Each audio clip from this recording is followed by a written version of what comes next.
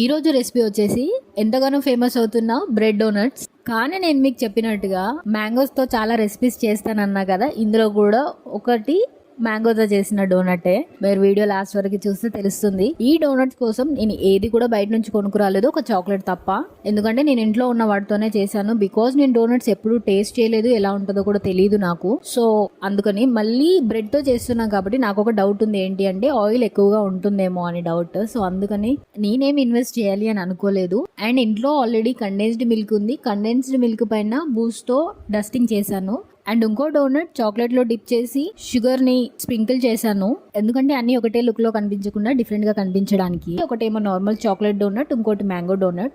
Mango donut ఇంకా condensed milk లో dip చేసి బూస్ట్ తో డస్టింగ్ చేసింది నేను మా మమ్మీ ట్రై చేసాము, బాగుంది. మా అన్నయ్య మీరు ఎక్స్పెరిమెంట్స్ చేయలేను కాబట్టి మా అన్నయ్యకి 2 చాక్లెట్ డోనట్స్ అలాగే పెట్టాము. బాగున్నాయంట మా అన్నయ్యకి.